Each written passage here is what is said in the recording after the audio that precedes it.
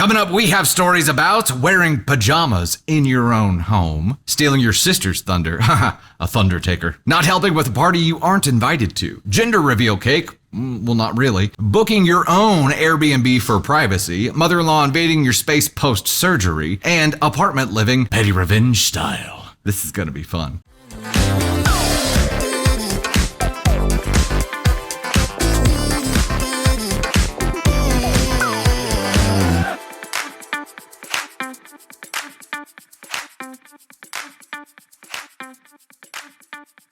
Hey there, it is Dusty Thunder with a story for you. This one is titled, My 29 Female Boyfriend, 35 Male, Yelled at Me for Wearing Pajamas. My boyfriend and I have been dating for 2 years, and in the beginning of our relationship, he has gotten angry at me for wearing pajamas or loungewear around the house. He says it feels like I'm not putting any effort for him. Looks down, sees pajamas. But I've told him I value comfort and practicality, and also I don't want to dirty my nicer clothes if I'm staying home all day. We still don't see eye to eye on this, but I've tried to compromise by wearing what makes me comfortable at home and dressing sexier when we go out together or when we're intimate. For the most part, this has worked. But there was an issue several weeks ago where he came home while I was half asleep, saw that I was wearing a tank top that had a stain on it, and woke me up to yell about how disgusting and disrespectful this was. I would throw hands. Hold up. Disrespectful to who? To the bed. He wasn't even there when she went to sleep. Look, you knew there was a chance that I was going to see that, and it's just gross. To clarify, this tank top was completely clean. It had been washed several times, but the stain just won't come out. I can't bring myself to throw out lightly stained or ripped clothes because it feels wasteful, and I try to repurpose them as pajamas. Today I came home a little after 9 p.m. I said hello to him, told him I'd join him in a second, and went to change into pajamas. He asked if I could stay wearing my regular clothes, and I told him I'd prefer not to, explaining that I was tired, uncomfortable, and in pain from period cramps, and continued changing. This angered him, and he said that it was disrespectful to wear my pajamas after he specifically asked me not to. He said that it was unfair that I wore cute clothes in front of everyone else all day just to wear grimy clothes in front of him, especially after he was kind enough to give me a ride to work and pick me up something from the store. He also argued that my outfit didn't look that uncomfortable. You. I think we're safe enough to go ahead and give the brozo now. That's safe, right? That's safe. He wants her to be a decoration that he can just look at. He's like, it is disrespectful to my eyeballs when you wear pajamas. First of all, brozo, if you don't find your partner hot in pajamas, that's a you problem. I tried to point out that the pajamas I changed into are clean, and it was hurtful to hear that he thinks I'm grimy and disgusting when I'm just wearing normal house clothes. I also tried to tell him that even if my clothes don't look that uncomfortable, I was. And again, I'm in pain from period cramps. I didn't even bother trying to explain that the only reason I dressed semi-nicely is because he's yelled at me and made me feel bad in the past for wearing comfortable clothing like leggings and hoodies. He just continued yelling, so I shut him down and went to bed. I just don't like feeling like I owe someone something pretty to look at, and that me looking attractive to him is more important than my physical comfort. This has been a point of contention multiple times in our relationship where he has pressured me to wear high heels or revealing clothing that I'm not comfortable with because it's what he likes. I also feel like he might be punishing me because I went out for dinner with a friend, another woman, and while out, a man approached us and tried to hit on both of us. I have compromised a lot on this issue, but how can I tell him my comfort in my own home is not something I am willing to compromise on? You don't. You leave. I feel like we need to bring Tater up to the main cam, the main stage for this one. What do you say? Which means we get to use the official Tater Thoughts button here. Ladies and gents, here she is. What's the spicy Tater opinion? In my pajamas as I give feedback. And you look hot. With my sweatshirt and joggers. You, dude. Because women are not just something to look at or actual people who deserve comfort in our own home. I cannot imagine coming home after wearing a dress and heels all day and not getting the out of that outfit to be comfortable in my own home, and to have someone that you apparently live with sit there and judge you for wanting comfort over discomfort just so he can look at you and feel, I don't know, what is he even feeling? Like, just so he can look at you and be pleasing to his eyes? You. Like, that is not, I wouldn't, why are you in this relationship? And are you not exhausted after 2 years of dealing with, like, this man-child telling you what you can and cannot wear? Because this one, like, snippet of your relationship exhausted the shit out of me. It made me realize that I needed to go put on my pajamas because I was so tired after reading what your life must be like all the time because I can't handle it. I would, if somebody woke me up to tell me I had a stain on my clothes, because normally I drop shit on myself all the time, it would be woken up with a lot of this. And was probably pretty accurate. Yeah. Yeah. I look, there have been several comments with the exact question that I have. What's he wearing? I think. And like, what is he? What does he go to bed in a tuxedo? Like, who is this guy? I mean, to me, it just seems like it's a control tactic, right? Yes, I get to control what you wear. I get to control what you look like. I get to control how you present yourself to the world. I get to control what you wear to bed. And once he has that, once you give him that control, what does he want control of next? Because it doesn't stop here. It doesn't stop with what you wear in your own home. It doesn't stop with what you wear out in public. It's going to keep going farther. Yeah. And like I say, whether or not the story is true, there are people like this. There are men and women that act like this. And if your partner is telling you that you're grimy and gross and disgusting because you want to be comfortable in your home, I mean, that's not a partner. That's just a bully. That's just someone who's insulting you. Yeah. That's someone who's trying to degrade you so that they can have control over you.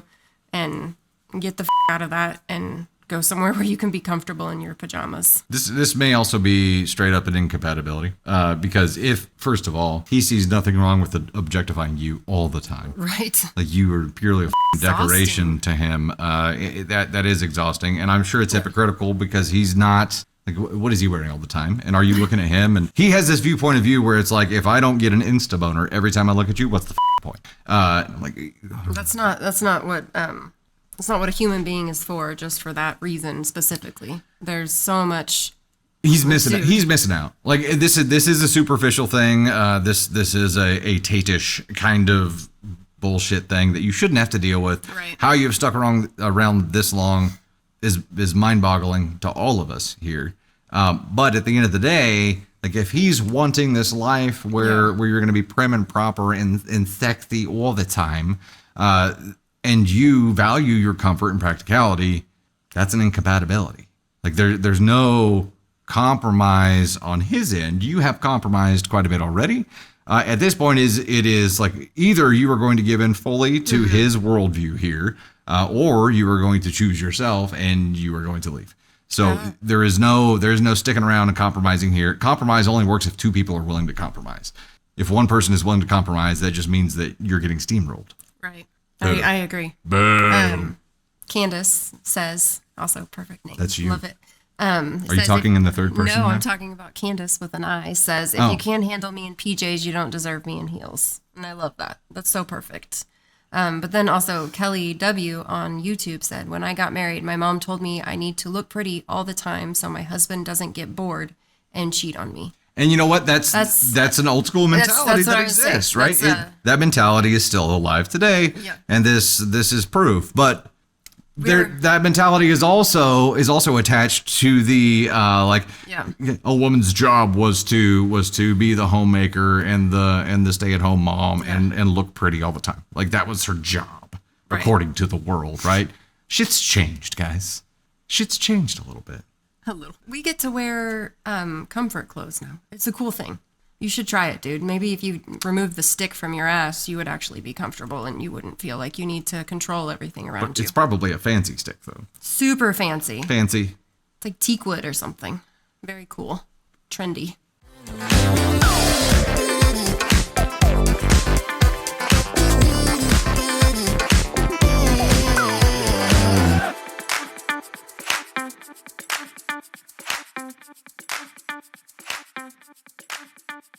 Hey there, it is Dusty Thunder, and I have a story for you. This one comes from True Off My Chest and is titled, My Sister-in-Law Keeps Finding Ways to Make My Big Moments About Her. What she did at my baby shower felt like the last straw. I, 32 female, really need to get this off my chest because I feel like I'm constantly questioning my own sanity. My husband, Mark, 33 male, is a truly wonderful guy, and we're expecting our first baby, a girl, in a couple of months. It should be such a happy time, but his sister, Chloe, 30 female, has this way of, well, making things difficult. It's like a pattern. Whenever there's an event that's important to me or us, something happens with Chloe that shifts the focus or just casts a shadow. It's always framed as an accident or her being forgetful or clumsy, and if I ever seem upset, I'd made to feel like I'm being overly sensitive. Mark tends to give her the benefit of the doubt, saying she's just a bit ditzy or doesn't mean any harm, and I've tried. I really have to believe that. Sounds like weaponized incompetence at this point. For example, at her engagement party, she tripped and spilled a drink all over the light-colored dress I was wearing. Lots of apologies, of course. For my bachelorette, which my friends planned, she mixed up the dates and booked her travel for the wrong day, causing a lot of stress and last-minute changes to accommodate her. She was mortified about it. At our wedding, she was a bridesmaid, and right before the ceremony, there was a huge drama because she realized she had forgotten a crucial piece of her outfit, like specific jewelry that was part of the bridesmaid look, leading to a frantic search and delaying things. I've always tried to just smooth it over, say it's okay. Mark usually does too. But my baby shower last weekend just felt different. My best friend, Jess, and my mom hosted it, and it was supposed to be a really lovely, relaxed afternoon with close friends and family. I was actually enjoying myself. Chloe arrived a bit late, apologizing about getting lost, even though she knows the area. Then, while we were all chatting and I was opening some gifts, she started telling this long, very detailed, and quite harrowing story about a friend of a friend who had a really traumatic birth experience recently. It's what? Lack of situational awareness? Maybe? Oh no, this feels intentional. I mean, it does. It's either she is just completely unaware and just checked out, or completely intentional. I don't think there's any middle ground here. It's either one or the other. That might be my my ADHD zebra thinking, but she didn't just mention it briefly. She went into graphic detail. The kind of details no pregnant woman, especially a first-time mom a few weeks from her due date, wants to hear. She talked about complications, emergency interventions, the baby's distress, the whole 9 yards. She told it with this air of, oh, it was just so awful. I can't stop thinking about it. But she was looking right at me for a good part of it. Okay. And you had to have been looking right back at her like, bitch, shut up. Please shut up. What are you... She can't handle not being the attention. Yeah. She's the like, attention is on let me have that else. spotlight. Point it right here. Thank you. The mood in the room just plummeted. You could feel the discomfort. A couple of my friends tried to gently change the subject, but Chloe just kept going, almost like she didn't notice or didn't care that she was making everyone, especially me, incredibly anxious. I felt my heart start to race and I could barely concentrate on anything else. Jess eventually had to very firmly interrupt her and steer the conversation elsewhere. Later, when Chloe was apologizing to me privately for maybe oversharing, she said, oh, I just thought, it's good to be prepared for anything. I didn't mean to scare you. But her eyes had that same flicker I've seen before, like she knew exactly what she was doing. Also, bitch, how did your story prepare me for anything?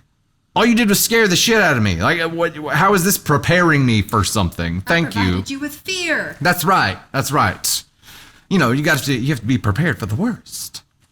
When Mark and I talked about it later, he initially said, well, maybe she was just trying to be helpful in her own way. Chloe, she doesn't always think things through, and that's when I just felt so defeated. I asked him, Mark, how is telling a pregnant woman terrifying birth stories at her own baby shower helpful? How is that anything but incredibly insensitive and thoughtless at best? He did concede it was bad timing and poorly judged, but I still don't think he fully gets the pattern of her behavior. It's not one big obvious thing. It's the constant drip, drip, drip of accidents and thoughtless comments that have always seemed to happen when I'm supposed to be happy or celebrating something. The story at the shower wasn't an overtly sabotagey as the wrongly named blanket, which also happened at the baby shower. But it was just as effective at ruining the moment and planting a seed of fear and anxiety right when I'm at my most vulnerable. I'm just so tired of it. I'm tired of having to brace myself for what she might do next. I haven't said anything more to Chloe, but I can't just keep pretending that this is normal or acceptable. I don't want this kind of energy around me or my baby. It's not about wanting a fight. It's about wanting some peace and respect, especially now. The latest incident has really made me feel like I need to draw a line. Okay, and this was a true off my chest. So let's try to give some constructive feedback here. We're going Tater Vision. Either she is just completely aloof and unaware, or completely intentional. I do not think there's a middle ground here. And the more we read, the more we hear, it sounds completely intentional. But it's her brother, right? So OP's partner's sister. That's who this is. Is that Yeah, right? So correct. I think he doesn't see it because he's used to it, right? Well, it's He's not been around his- it his entire life. Yeah, and it doesn't seem like it's his thunder that she's trying to steal. It's the other woman that has invaded her family that she's trying to steal. There is no way this is not intentional. Accidents happen. There's no way that every time OP is the center of attention, she just happens to have an accident. She happens to book a wrong flight. There's just no way. This is the weirdest, I don't like attention being shifted off me as the only female in this family kind of vibe. Okay. And I feel like it's very directed at OP. I wouldn't go as far as saying I'm going to have a talk with her about these. I would just say every time she tries to do this, like baby shower, I would just look at her and be like, Chloe, please don't talk about that right now. This is my baby shower and I'd like to keep it happy. Being more firm in the moment. And just in the moment, every single time until you shut her down and until it grows like to a stop. I think we all know what's going to happen when you do that, at least at first. Sure, She is going to victimize herself. 100%. Yeah, it's going to be a show. 100%. But this is something where if you stay consistent with it, eventually she won't be able to do that. Yeah, and you have to say it with the kindness of a Disney princess voice. Oh, Chloe, please don't talk about that right now. I'm at my baby shower. story, but maybe right now's not the time. Yes, a sing-song voice, so that kindness just drips from it. But then you put that flicker in your eyes just like she does, and you're like, bitch, I see you. This is my line. And then you do it every time. That's how I would handle it. This is one of those scenes where they play like the TikTok videos and guys are sitting there witnessing women talk like really, really kind to each other. And they're like, are they fighting? I think they might be fighting. It's like the most kind fighting I've ever witnessed, but it's all petty. It's all petty, passive aggressive Post-it notes. That's what it is. I feel like if you go hard at her and try to draw this line in the sand, you're going to wreak havoc on the family. So my first line of defense would be shutting her down in the moment. If that doesn't work, you're going to have to go hard. Like you're going to have an actual conversation and be like, why are you doing this? But I would try to shut it down in the moment before actually like going at it. I do agree. In disrupt. She has, because if you go to battle hard and try to if you try to draw a line in the sand here and make it a big deal, she is going to take advantage of it being a big deal and once again turn the spotlight onto her, right? It's going to be that big thing. But if you drip this right back at her, the way that she is dripping, which who didn't think Encanto, I did. Luisa. Surface pressure. Yes. Surface pressure song. Drip, drip. As soon as I read drip, Yeah. my mind went Encanto soundtrack. Yes. Just dad moding here. Miriam says she needs a cookie jar, the prick cookie jar. Hey, That would be so would perfect. work. I love the tie-in. I do think though, if you combat this with the same kind of drip mentality here, it's not going to be a big enough deal for her to really be able to victimize herself big time about it. She's not going to be able to keep it going. She'll try the first couple times, but she won't be able to continue doing it here. And maybe it's just simply stopping her and asking her what her goal is. Like, what are you hoping to achieve right now? And then get her to at least mention that, right? And then redirect. Right. Maybe that's it. Maybe. It's consistent enough that it can't be just aloofness. It's too consistent. And also, OP, I would talk to your partner and be like, hey, when you were in previous relationships, did your sister do this to them as well? Try to single out, like connect the dots for him here to be able to see that it is always targeted at another woman who's invading the family somehow, right? Like try to connect the dots here. Or if it's always you, that's an easy one to point out there too. And just be like, hey, at this event, just pay attention and watch what happens. And start kind of giving him the heads up ahead of time so that he can start seeing it the way that you were seeing it, right? You're not crazy. You're fighting crazy. Yes.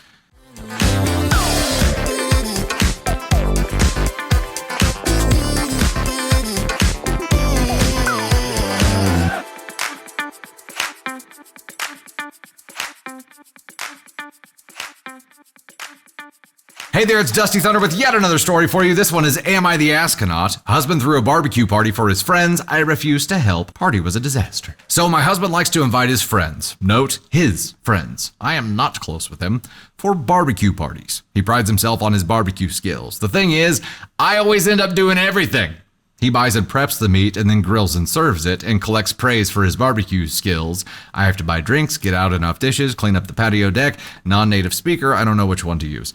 I prepare the sides and veggies. I refill the drinks and take away dishes. We don't use paper plates or plastic cups since I find it wasteful, so as to keep the main table tidy. It's just non-stop work for me. He just told me last week that he invited his friends for Saturday, so yesterday. Just announced it. Didn't ask me. I said, well, okay, do I know anyone? Nope, these are his workmates and they won't be bringing their spouses. My husband calls it a guy's night. I said, okay, then guys' night. Well, enjoy yourselves. I will be in my craft room working on some of my projects and drinking wine. He said he would handle it. Spoiler alert, he did not handle it.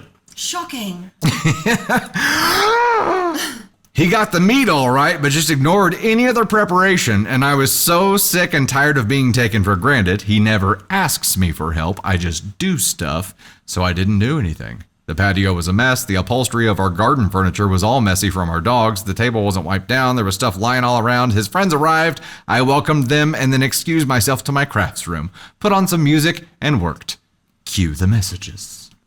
He started asking for stuff like, where are the plates? We only keep a small set in the kitchen. The rest is in the basement. Where are the cups? Why isn't the beer chilled? Where's the non-alcoholic beer? Did I not buy it? Where are the sides? I just replied that he said he would handle it all himself. Edit, this is also where I feel like I might have been the asshole. It would have just taken me minutes to at least tell him where the stuff is. I checked on the guys a few hours later and it was a disaster. Table all cluttered. They ordered some takeout as sides. There weren't enough dishes and silverware. Someone had to go drive for drinks. On Sunday, today, he was all grumpy and actually told me that he is disappointed that I didn't pull my weight and that I made our family look sloppy and bad. Okay. What? I mean, it was red flag worthy before then, but now at this point, he's like, I'm really disappointed in you. You really failed. I told him that I'm not his little housewife and that he's a big guy, and if he embarrassed himself in front of his workmates, that's all on him. And that I'm glad that he can see at least a tiny bit of work that I do around the house. He got upset and went for a run to let off some steam. Oh, and the patio is full of dishes. He didn't even clean the grill. I'm not touching anything. There's a couple of edits here, but let's talk about this for just a second. Dude, look, if you're going to volunteer your spouse for something that is going to be a shit ton of work for them, I mean, at least appreciate them for it and not do what Brozo here did, which, by the way, let's make that title official. This dude has just voluntold her over and over again. Well, not even voluntold. He volunteered by proxy. Or OP created this expectation because OP has jumped in every single time and just done it without being asked, created the expectation that she was going to do that. Now, she cleared herself in this one because ahead of time, she's like, I'm not doing anything. And he's like, I got it. I'll do it. I'll handle everything. Okay. OP, yeah, you might have set the precedent by jumping in without him asking before, but by saying, I will not be doing that, you've absolved yourself from any responsibility here, and him saying, I will handle it, means he will handle it. The real crusty dick move here was him coming to you after the fact, after he screwed the pooch on this thing and just drove this party into the ground by having no idea how to do anything at all, and just failing miserably, was to come to you and say that he was disappointed in you. I know I said I would handle everything, but man, you really failed hard. This guy is a half rack of dick sauce. Like, there's no way around that. And I don't know. Okay, Tater Vision, real quick, before we read the update, or the small edit / update. Okay, this would never happen, but if we were in this position where you had always just jumped in and done this thing, but this time said you weren't going to do it. I said I would handle it all. I failed miserably, but put all that blame on you. How would you handle it? I'd probably just laugh, to be honest. You just laugh and be like, I feel like I told you I'm not doing this. You said you could handle it.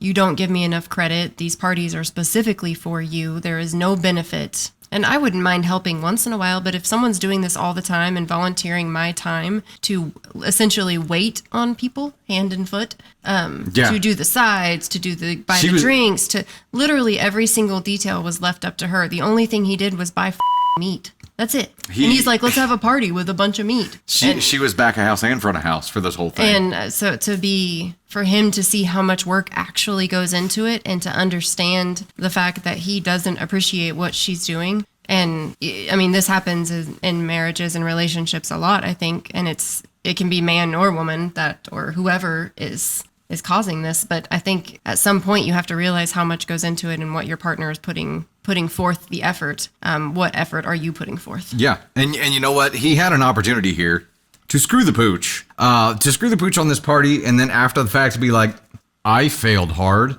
I now definitely see like the value and the effort for everything you do. And like, holy shit, thank you so much for doing that. You've done it so many times without me ever asking. You just do it. And I probably never thanked you for that. And I want to thank you for the hundreds of times you've done this for me before. And I get it now. And you know what? Teach me so that we can do this together, because I realize how much work it is. He could have turned this into a really positive thing and just didn't. And I think that's the biggest fail for me. And he's, with that comment, with him coming back and saying, you failed hard, I feel like he's jumped a black hole for me. But let's see what the edit/update says here. Edit/update, thank you for the comments. This made me realize I am at fault as well for tolerating this for so long. Setting precedent. I went out to clear my head. My husband came back from his run and is pointedly not speaking to me and reconsider many things in our marriage. Wow, that got big. So she's realizing that what she has tolerated so far has been like that he's basically doing nothing. Yeah. In this relationship, and she's pulling appreciates all the weight. Nothing. The fact that he f***ed up, that he didn't do things right, and is blaming her and like not speaking to her and just freezing her out for something that he created. Like he created the f***ing problem and is blaming it on her, like f***ing black hole, because that's like you're wallowing in your shit and blaming it on someone else. Like f*** you, dude. Go clean yourself up and let's talk like adults. Go flush. Go flush here. Edit update 2.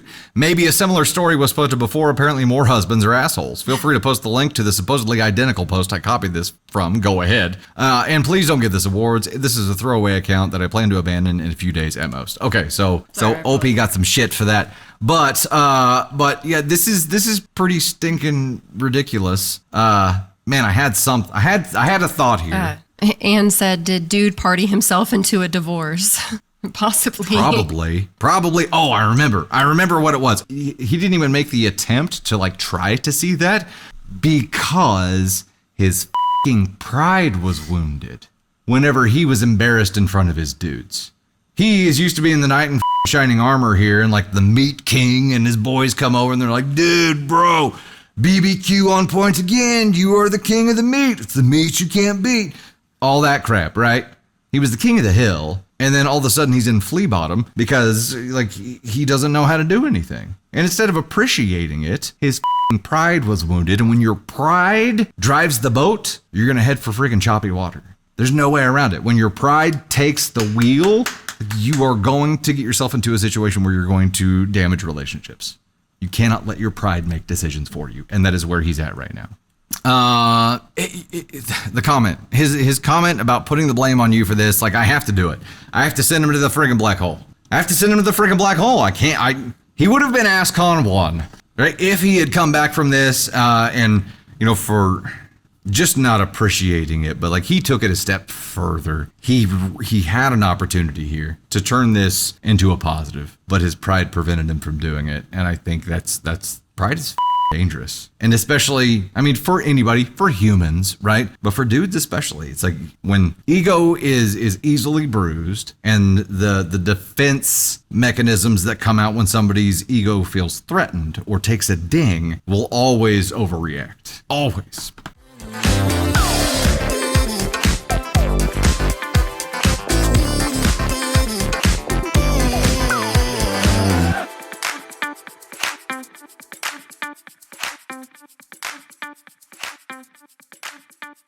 Am I the astronaut for making my sister's gender reveal cake gray because she wouldn't tell me the gender? Yeah, because by doing so, you implied that she was having an alien baby. I, 22 male, bake as a hobby, and I'm actually pretty good at it. Like, I get paid under the table for weddings and baby showers, kinda good. My sister is pregnant and wanted me to make a cake for her gender reveal. Cool, no problem. I asked her to send me the info so I could prep the inside classic pink or blue filling. She says, oh no, I want to be surprised too. Just make it neutral for the reveal, and we'll all find out together. I was like, huh? So you want a gender reveal cake with no gender revealed? She says she'll have someone email the info to me later. That someone never did. Deadline comes and I still have no gender, so I make the cake. It's gray inside, gray outside. Just full-on cement vibes. I even added little fondant clouds for effect. Still tasted great, but visually grim as hell. The reveal day comes, they cut into it, my sister looks pissed. Her husband is confused. People start murmuring. Then she pulls me aside like, why would you make it gray? That's so passive-aggressive. Calmly, I reminded her that no one told me the gender. I literally had no data to work with. I told her I wasn't about to guess or go full improv on somebody's baby cake. Now my mom says I embarrassed her in front of the family and that I should have tried harder. Tried harder to do what? Summon the gender through vibes? So, am I the astronaut for making the most neutral reveal cake in history? There's an edit. It probably is important for now. Edit, I did actually follow up and asked her a couple of days before the reveal if the info had been sent, and she just said something like, yeah, someone's taking care of it. I figured it was handled. I didn't want to pester her since she seemed chill about it at the time. Bullshit. I call bullshit on that one. This is not a, I just didn't want to bug her because she was chill at the time. I just didn't think it was a big deal. Bull effing shit. I think if this is my sister, like I'm bugging the shit out of her and like, dude, I can't make this cake without I have no gender. Do you want a cake? Or I'm like leaving a hole in the center where the sprinkles go or something like that because I'm like, I don't have a gender. I would not make a gray cake. No, the gray cake is passive aggressive. I feel like maybe the outside, I mean, I don't know. The clouds are cute, but like I would try harder to get this. And I understand that he doesn't have to. I get that. But as a member of the family and like this being my nephew or niece, I'm going to try harder to get this cake right for my sister. Just, I don't know. That's just my nature, but. The someone is working on it thing, like whoever was supposed to be running point for her on that failed, but he did not let her know that they had failed. Like there should have been this increase in frequency with his communication as the deadline approached to be like, hey, I don't have it. The fact that you still made a cake without your data is the asshole move. I would try harder to get the gender from the person that has it, Lisa. That's what I would do. I would be like, tell me. I would be so fucking annoying that you wouldn't stop. Your sister that you don't have the gender to be able to make the cake. So that's where the up is. It's not it wasn't his responsibility to get the gender. It was his responsibility to make the cake. He went ahead and made the cake without his data instead of alerting his sister that he didn't have the data. Like there shouldn't have been a cake made instead of putting the effort into making a gray cement themed cake. Put that time and energy into badgering your sister because you don't have the info you need to make the cake. My last response would be, if you want a cake, give me the gender. Somebody send it or you're not getting a cake. Give me the phone number of the person who has the information. Like, I don't know. I would handle it and get it done without bringing a cement cake to a party. But I mean, the sister I'm sure had a lot of shit going on. I'm not excusing her not getting this done or not doing that. She kind of sucks too. She's not off the hook here. But I wouldn't show up with a cement cake. No, it was petty. Yeah. It was not for my sister. A petty brother move here. I do agree with that. And also, I feel like I just completely forgot where I was going with this. Okay, there was discussion about was the cake the gender reveal or was it just a cake at the party? No, the cake was the gender reveal because I was reading through the story and I'm like, oh, if it's just a cake that they're having at the gender reveal party, but the actual reveal is balloons or confetti cannon or the smoke, well, whatever. If it's just a cake that's going to be there, like who freaking cares? They were revealing the gender with the cake. That's a petty ass move. So somebody's there like taking pictures and they're like, oh, what the f-? Are you having an old baby? Are you having Benjamin Button? Like, is that what the gray means? I do feel like it is an ESH because sister didn't help facilitate or somebody dropped the ball there. Either it was presented to her in such a nonchalant way that she wasn't alerted to put some extra effort forth, in which case there's more assholishness sliding toward his end of the scale. But I think everybody dropped the ball here, but this was a petty bitch move. That instead of, I feel like it was an ASCON 2 for him. He definitely should not have done what he did. For her, it is, I feel like it's a 3. She should have done it differently. I don't know with which ferocity he alerted her or asked if the information was being sent. She probably should have cared a little more to make sure he had that information, but he definitely shouldn't have made a cake without his data. And definitely should have tried harder to make sure that he had the information he needed to do that.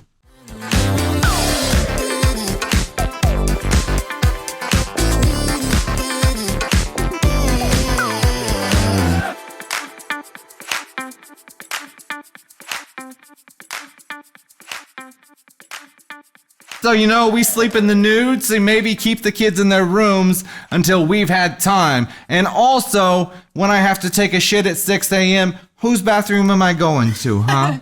Hey there, it's Dusty Thunder with another story for you. This one is, am I the astronaut for booking my own Airbnb so I don't have to sleep on a couch for 6 nights? My immediate and extended family have booked a vacation for later in the summer. My aunt who found this place knew the owner and they got a great deal. My aunt initially said there are 6 bedrooms. 1 room for her and her husband, my uncle, 1 room for my parents, 1 room for my cousin and her husband, 1 room for my other cousin and his wife, and 1 room for their kids, who are both under 10. The last bedroom, you may wonder, is where my aunt made an innocent mistake in miscounting. There are only 5 bedrooms. They told me that my boyfriend and I will have to sleep on a pull-out couch. I told my parents I would rather not sleep on a couch even if it does pull out.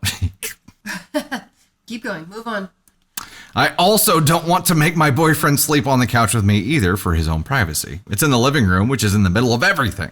I'd rather not be woken up to people starting their day, and I would rather not have to change in the bathroom each and every time or even leave all my stuff in the living room as well. I don't want to change in my parents' room either because I know I would probably rush so that they can have their own privacy. I don't want to put my luggage in anyone else's room and fill their room with my clutter. Same goes for my boyfriend. I don't want to make him do all that either. My family has never had this big of a vacation altogether in such a long time. I would love to be involved and whatnot, but said I would rather not go if I can't have a room to myself, or I'll book my own place nearby and I will pay for my part for the main house everyone is in regardless. Sounds fair. My mom refused both options and said I will ruin this trip if I don't stay under the same roof. If I get my own place to stay, it would be solely to sleep. I plan to be with my family at all other times and events. I don't care about the price of only getting an Airbnb just to sleep. I want my privacy. Haven't mentioned it to my cousins or anyone else yet that I'm considering getting my own place as close as possible, though. Am I the astronaut?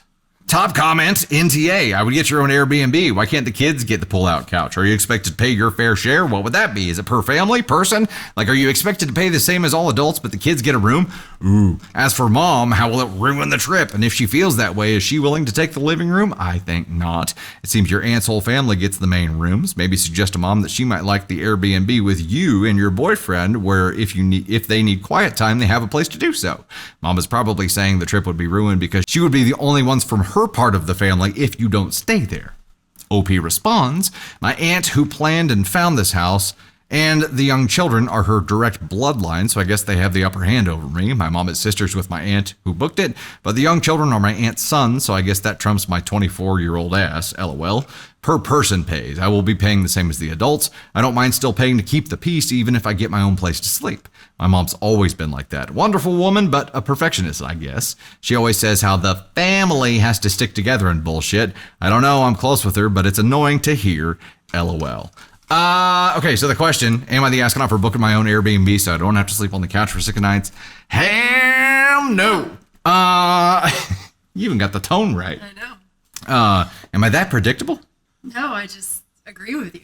Your top comment there, I think, is valid, where if mom cares so much about everybody staying under the same roof, she has to be willing to make some concessions to make that happen, right? She can't make you the only one who is being punished with discomfort here and then hold you accountable for keeping this trip together. No, that's not fair, mom.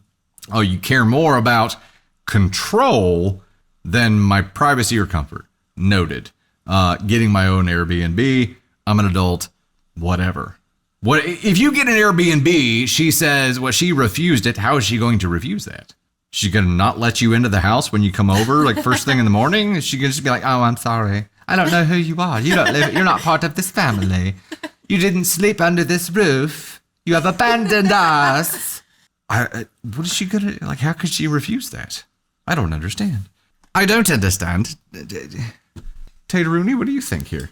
I think that I'm not sleeping on a pull-out couch. Like, I'm just not. They're so uncomfortable, and I feel like as a kid, I wanted to sleep on a pull-out couch because it was cool, and like we slept on the pull-out couch in our own home. So I don't, in my opinion, I would put the kids on the pull-out couch and give the room to the adults who don't want to be woken up first thing in the morning by the person coming downstairs.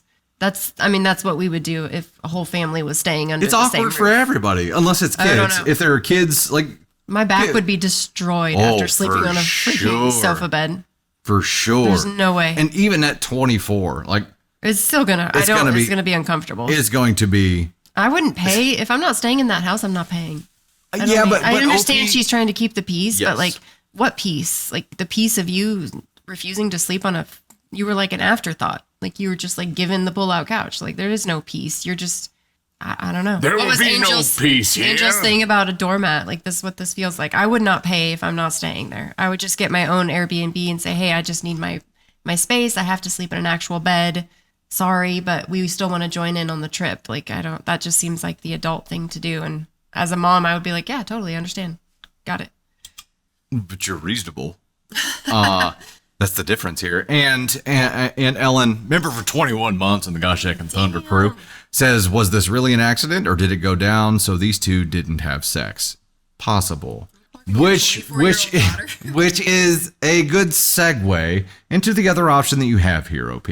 If you don't want to be like, it, I'm going to get my own Airbnb, cool. Stay on the pull-out couch. Make it as awkward as possible for everyone involved. And just be like, hey, before that first night, be like, hey, mom, you know why they call it a pull-out couch, right? Make it awkward. And just be like, before everybody goes to bed, just so you know, we sleep in the nude, so maybe keep the kids in their rooms until we've had time. And also, when I have to take a shit at 6 a.m., whose bathroom am I going to, huh? Make it as awkward as possible. Just do it. And I think the tune will change pretty quickly here. Either the kids will get the hide-a-bed, or they'll release you to get your own Airbnb. And I would imagine if you know the whole crew gets wind of what you're willing to do here and still paying a share for the house, but getting your own Airbnb. If I were not your mom, but like uncle in this case, and I was involved there, I'd be like, no, you're not paying for something that you're not staying here. Like, hopefully you have some advocates that jump in there, right? Hopefully.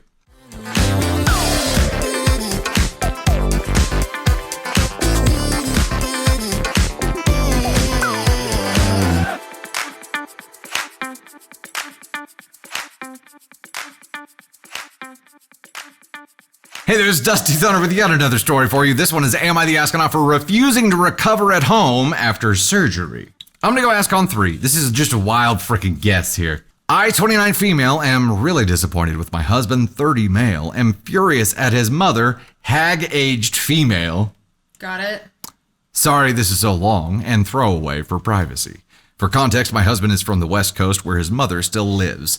He moved to the East Coast for college, and that's where we met after graduation. In the start of our relationship, she would visit 3 to 4 times a year and make him take PTO so he could entertain her throughout her visit. After 2 years of this, while we were still dating, I asked him how we are ever meant to go on vacation together if his PTO is spent at home with his visiting mother. We agreed to save PTO for a trip to Europe we took in 2023, and he agreed to tell his mother he couldn't take off from work every time she visited. In my last job, I was able to work from home 4 days a week, and every time she visited, she sulked all day like a puppy who's had her toys taken away. But once my husband came home, a switch flipped, and she was happy and clingy again. Okay. Yes, Amanda, hag-aged. So here's the issue now. Husband and I moved states about 6 months ago, closer to my family. I have a new doctor who recommended me for a surgery that my old doc kept putting off. It's not a complicated procedure and it will greatly increase my quality of life for decades. My mother-in-law decided she's due for a visit and wants to explore our new town, and she would come to help around the house while you recover. I'm going to be out of surgery and in pain, and I really don't want to put up with her energy. However, we agreed with my husband saying this isn't a sightseeing visit. She's here to help, cook, clean, laundry, etc. so I can rest and recover. She can come for a proper visit later in the year. My husband dropped me off at the hospital on Wednesday. It was meant to be surgery, then one night overnight at the hospital for observations. On Thursday, the doctor told me my labs were not where he would like them to be, and I should stay another night for observation and new lab work in the morning. I called my husband and told him that I'd hopefully be home the next day over the phone early afternoon. He did not visit on Thursday at all. What? Because his mom's there? Like, is mama already there? And also, let's red flag the moment where he drops you off at the hospital. I'm sorry.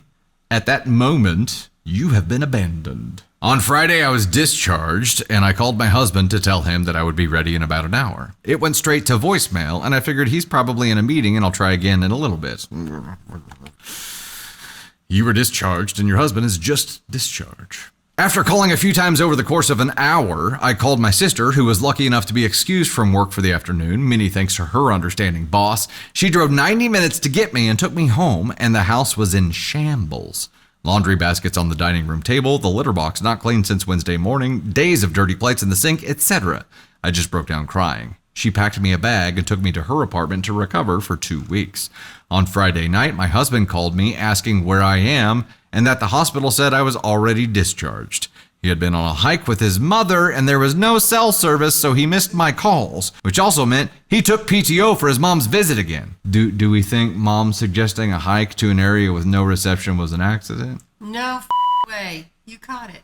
Obviously, I can't ban him from taking PTO, but wouldn't you rather spend that freed up time with your wife at the hospital instead of on a date with your mom? I told him that I no longer feel comfortable recovering in our house and I won't be returning until it's been thoroughly cleaned and his mother is gone. He's calling me the asshole because his mother just wanted to get to know our new area and I wasn't able to leave the hospital anyway and that I was making a big deal out of this. I yelled that he essentially abandoned me at the hospital and entertained someone whose being here was to help make recovery easier, not more stressful, and that she was here for support, not on a vacation. Maybe it's just the pain and pain meds, but I'm wondering, am I in the wrong here? Is this a stupid hill to die on? There's a part of me telling me to see a divorce lawyer just to see what my options are because I'm not sure if this will ever change. I know this is going to sound incredibly selfish, but I want kids. But now I don't see myself having any with my husband in the foreseeable future. And if this isn't going to work out, I don't want to spend the next 5 years wasting time and money on therapy and missing a chance to find someone I can actually start a family with. Someone who can be a committed father and husband before he's a son. Many thanks to anybody who's reading all of this. There's an edit. There's a little bit of an edit, but before that, Tater thoughts. I don't. If you were in the hospital, I would not be like off shopping with my mom and not paying attention. I would be, if you didn't, obviously like she could be someone who doesn't want him at the hospital while this is going on and she wants to be dropped off and picked out. That could totally be who she is as a person. But, I mean, I would want to be there. I would at least visit and try to like make sure you know that like my focus is on you, not taking my mom on a hike with no service.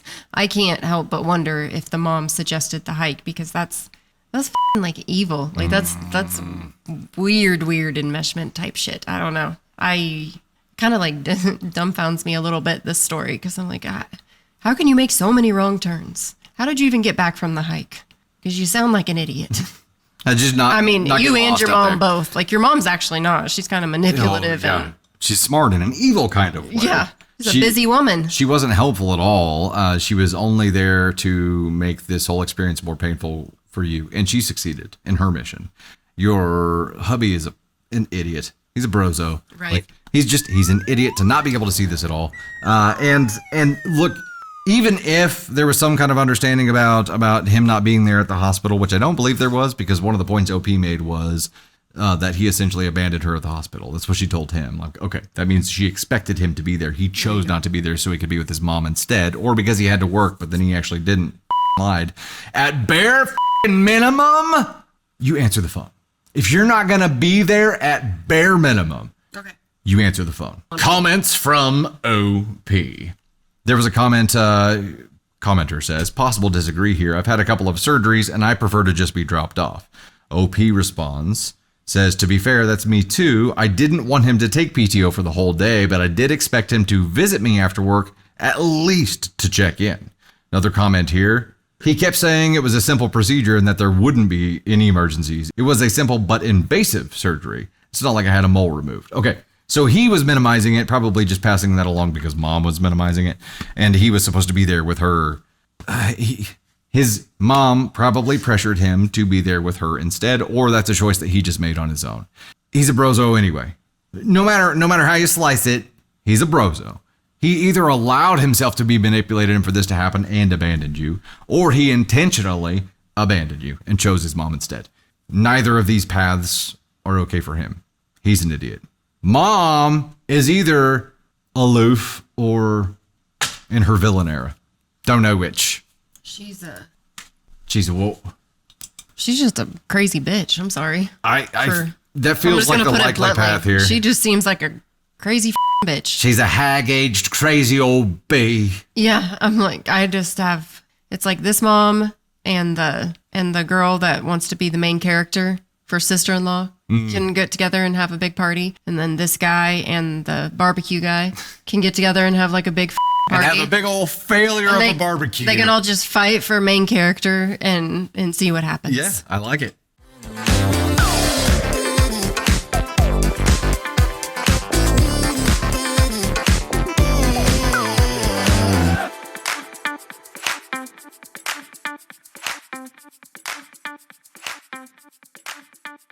Hey there, it is Dusty Thunder with another story for you. This one is actually Petty Revenge and is titled Psycho Downstairs Neighbor.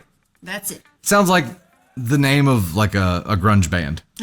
Maybe a punk band. Psycho Downstairs Neighbor. This is from Petty Revenge and goes like this. I've been living in the middle floor apartment. There's 3 floors to the building. For months, I have been hearing screaming and swearing along the lines of, you see you next Tuesday, you effing see you next Tuesday, oh my God, you effing see you next Tuesday, rarely deviating from the script. Now, this wouldn't be a problem if it was infrequent. We all have bad days. However, my building is a renovated factory building, so the floors and walls aren't particularly soundproof. I've done my best to be a considerate, quiet neighbor. I work long hours and travel often for months at a time, so I only met the apartment next to mine a month ago. However, the neighbor has been at this very consistently, at least 3 times a week for the past couple of months, and I left a polite but anonymous note thinking it was upstairs after the screaming started at 6 a.m. after I had a shift finish at 2 a.m., and they wrote on the same note saying, wrong flats. How would you not know which direction that came from? Like, it's got to be crazy loud. So next time the screaming started, I went down into the communal courtyard and realized it was downstairs. It's got to be crazy loud for you to think it's upstairs, but it's downstairs. You know what upstairs neighbors are really good at? I returned to my flat and began stomping about, and then put my speaker to face the floor and played a quick burst of black metal. The screaming stopped. He screamed again a couple of hours later, rinse and repeat. Nothing since. Okay, so...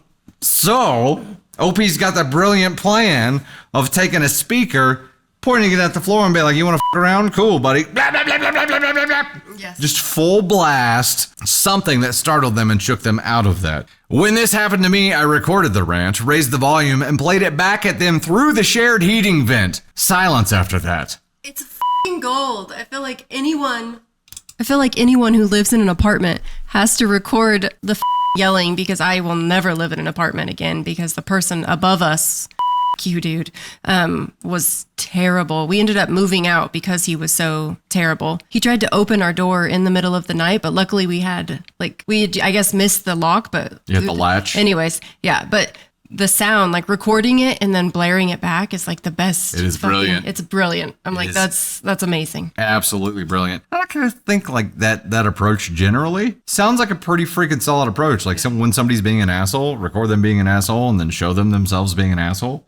Don't do that to you. Come on now. No. It is a brilliant plan, right? It is a very, very brilliant plan. Yeah, I love it. I'm game. I like it. Anyone who lives in an apartment. Yes. Anybody who has ever lived in an apartment or duplex or anything like butted up against someone else, like, you get it. You freaking get it, right?